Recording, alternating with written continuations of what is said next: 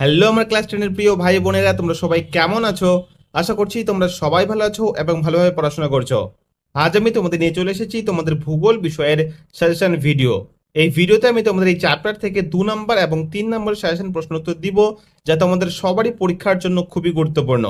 তাই তোমরা ভিডিওটি একটু স্কিপ না করে প্রথম থেকে শেষ অবধি পুরো ভিডিওটি মনোযোগ সহকারে দেখতে থাকো।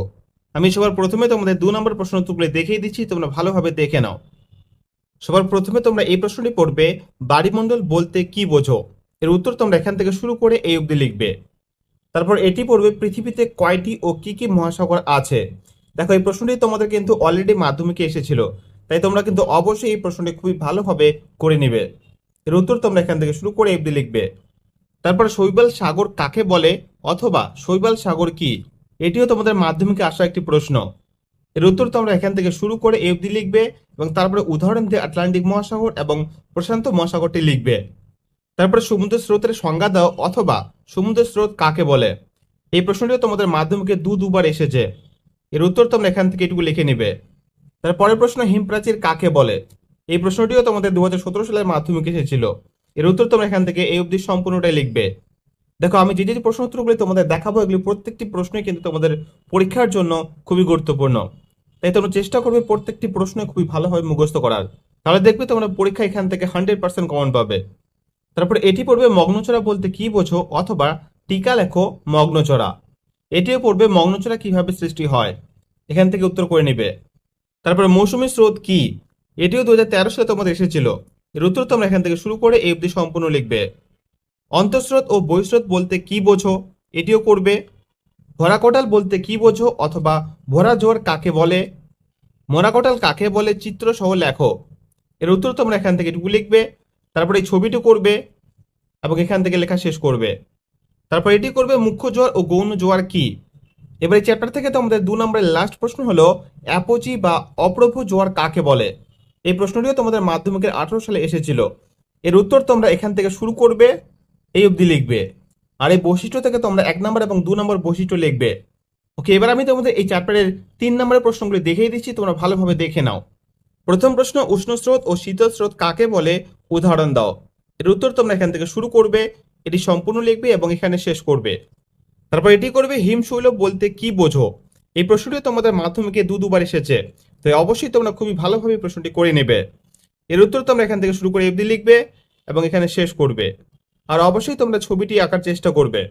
শৈবাল সাগর কাকে বলে? উদাহরণ সহ বোঝাও। এর উত্তর তোমরা এখান থেকে শুরু করে অবধি লিখবে। তারপর গুরুত্বপূর্ণ একটি প্রশ্ন, সমুদ্র স্রোত এবং সমুদ্র তরঙ্গের মধ্যে কি কি পার্থক্য আছে? এই প্রশ্নটিও তোমাদের মাধ্যমিকে আসা একটি প্রশ্ন। এর উত্তর তোমরা এখান থেকে শুরু করে এই অবধি লিখবে। এখানে যে অন্যান্য পার্থক্য দেওয়া রয়েছে এগুলি তোমাদের লিখতে হবে না, তোমরা এখান থেকে 3টি পার্থক্যই করবে, তাহলেই তোমাদের হয়ে যাবে। এবার এখান থেকে এই প্রশ্নটি পড়বে, জোয়ার ভাটার প্রভাব বা ফলাফল লেখো অথবা মানব জীবনে জোয়ার ভাটার গুরুত্ব বা প্রভাব কি কি? অথবা দিয়ে প্রশ্নটি এরকম ভাবে আসতে পারে যে, জোয়ার ভাটার সুবিধা ও অসুবিধাগুলি উল্লেখ করো। এই প্রশ্নটিও তোমাদের মাধ্যমিকে আসা একটি প্রশ্ন। এর উত্তর তোমরা এখান থেকে শুরু করবে, তারপরে এখান থেকে লেখা শুরু করবে এবং এই অবধি শেষ করবে। কোন স্থানে প্রতিদিন একই সময়ে জোয়ার ভাটা হয় না কেন? অথবা যে কোনো স্থানে মুখ্য জোয়ার ও গৌণ জোয়ারের মধ্যে সময়ের ব্যবধান 12 ঘন্টা 26 মিনিট হয় কেন? অথবা রয়েছে আবার, যে কোনো একটি স্থানে দুটি মুখ্য জোয়ারের মধ্যে সময়ের ব্যবধান কেন 24 ঘন্টা 52 মিনিট হয়?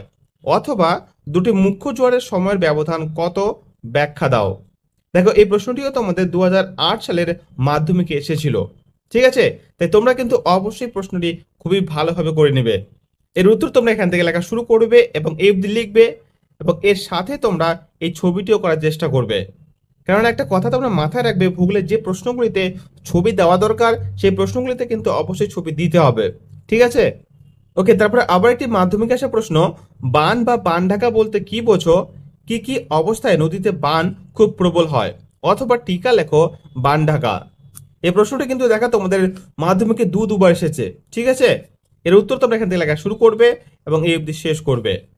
তারপর এটি করবে, মুখ্য জোয়ার ও গৌণ জোয়ার কিভাবে ঘটে ব্যাখ্যা করো। এই প্রশ্নটিও তোমাদের মাধ্যমিকে আসা একটি প্রশ্ন। এর উত্তর তোমরা এখান থেকে এই অবধি সম্পূর্ণ লিখবে। পূর্ণিমা অপেক্ষা অমাবস্যার জোয়ার প্রবল হয় কেন?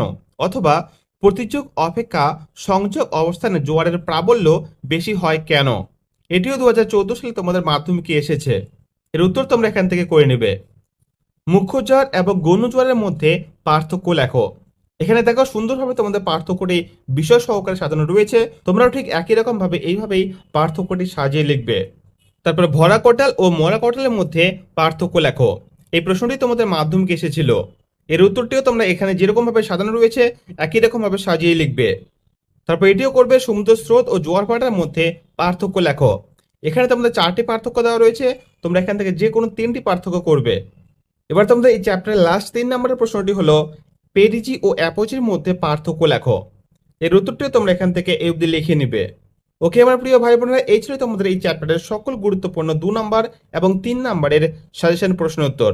তোমরা যদি এই প্রশ্ন উত্তরগুলো খুবই ভালোভাবে মুখস্থ করে নিতে পারো, তাহলে আমি তোমাদের গ্যারান্টি দিচ্ছি তোমাদের পরীক্ষার জন্য এই চ্যাপ্টার থেকে 2 নম্বর এবং 3 নম্বরের জন্য আর কোনো রকম টেনশন করতে হবে না, কেননা এখান থেকেই তোমরা 100% কমন পাবে।